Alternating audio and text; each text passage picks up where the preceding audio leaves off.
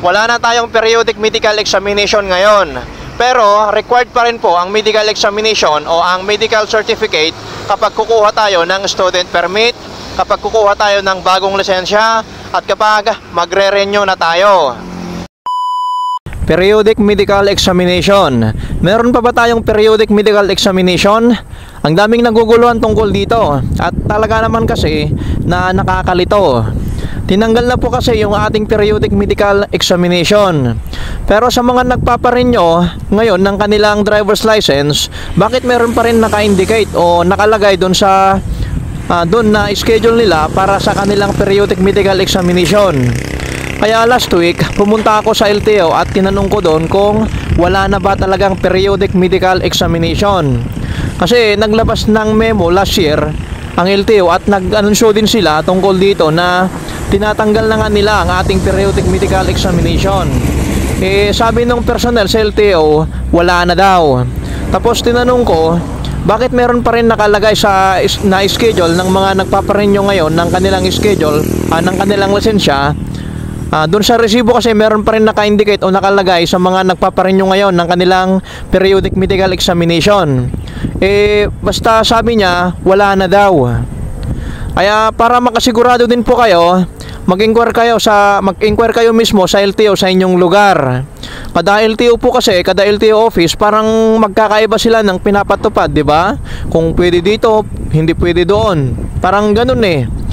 Kaya sa nagtanong po tungkol dito, ganun na din po sa mga tulad kong naguguluhan.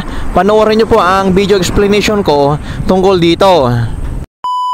Magandang araw po sa atin, sa lahat po ng sumusuporta dito sa ating YouTube channel, sa ating mga viewers, lalong-lalo na po sa ating mga subscriber. Lililawin lang po natin yung tungkol sa anunsyo ng LTO noong April 16, 2023 na sabi ni former LTO Chief Tugade na wala na o tinanggal na yung periodic medical examination para sa mga 5 years validity, ganun din sa mga 10 years validity ng ating mga driver's license. May nagtanong po kasi sa ating comment section na ang sabi niya, inalis na daw ang medical kapag kumuha ka ng student permit at license. Totoo po ba yun? Sabi niya. At alam kong madami pa din nalilito o naguguluhan tungkol dito. Kasi may mga nababasa din ako sa mga group na nagtatanong din sila tungkol dito. Para po sa lahat ng nagtanong at para na din po sa ating kalaman, hindi po tinanggal ang medical examination para sa mga kukuha ng student permit, para sa mga kukuha ng new driver's license at para na po sa mga magre-renew ng driver's license. Nire-required pa rin po ang medical certificate o ang medical examination. Ano yung inanunsyo ng LTO noong April 16, 2023 na sabi doon, tinanggal na ang medical examination. Ito po yung medical examination para sa driver's license na may 5 years at 10 years validity. Ito po yung periodic medical examination. Dito po kasi sa 5 years at 10 years validity ng driver's license natin, may naka-schedule dito na periodic medical examination. Halimbawa, sa 5 years validity ng lisensya, o halimbawa meron kang lisensya at 5 years ang validity nito. Sa ikatlong taon mo o ika-third year mo kailangan mong magpa-medical examination. Kasi ito yung periodic medical examination mo. At syempre, ipapasa mo yon sa LTO. Kapag magpaparenew ka na, kailangan mo ulit magpa-medical examination.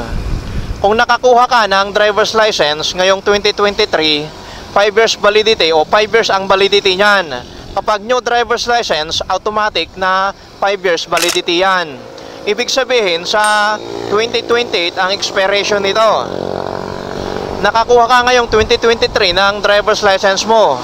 By year 2026, ito yung ikatlo o ika-third year mo. Sa taon na to, 2026, kailangan mong magpa-medical examination kasi ito yung periodic medical examination mo. At sa 2028 naman, kapag magre-renew ka na, kailangan mo ulit magpa-medical examination para sa renewal mo.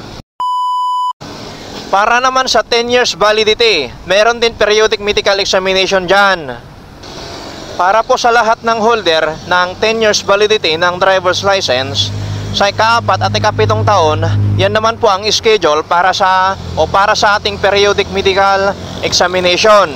Halimbawa, sa akin nag-renew ako last year, 2022. At ang expiration nito sa akin ay sa 2032. Bali 10 years validity sa akin. Sa ika-4 at ika-7 taon ko ay schedule ko yan para sa aking periodic medical examination. By year 2026 at 2029, ito yung periodic medical examination ko. Kailangan kong magpa-medical dyan at ipapasa ko din sa LTO. Ngayon, sa year 2032, ito na yung expiration ko. Renewal ko na yan. Kailangan ko na ulit magpa-medical dyan para sa renewal ko. Yun po yung tinatawag natin na periodic medical examination. Yun po yung tinanggal ng LTO. Ulitin ko po ulit sa 5 years validity sa ika-3 taon. Schedule yan para sa periodic medical examination. Para naman po sa 10 years validity sa ika-4 at ika-7 taon, yan din yung schedule para sa periodic medical examination. Pero wala na ngayon yan, periodic medical examination. Kasi nga, hinanggal na ng LTO. Yan yung inanunsyo ng LTO noong April 16, 2023. Pero kapag kukuha tayo ng student permit, kapag kukuha tayo ng new driver's license, at kapag magre-renew tayo ng lisensya natin, meron pa rin pong medical examination yan. Sana po nalinawan kayo at naintindihan ninyo ang tungkol dito sa periodic medical examination natin. Wala na tayong periodic medical examination ngayon. Pero required pa rin po ang medical examination o ang medical certificate kapag kukuha tayo ng student permit, kapag kukuha tayo ng bagong lisensya, at kapag magre-renew na tayo. Sana maliwanag po yun sa inyo. Kung may mga katanungan pa kayo, mag-comment lang po kayo o di kaya mag-direct message po kayo sa ating FB page. Para po sa mga bago pa lang dito sa ating YouTube channel, huwag nyo pong kalimutan mag-subscribe at pindutin na din ang notification bell para ma-update po kayo kapag meron tayong bagong upload na video. Maraming salamat po sa panonood and God bless. Sumunod po tayo sa mga batas trapiko para maging responsible and law-abiding driver tayo. Mag-ingat po tayo sa ating pagmamaneho.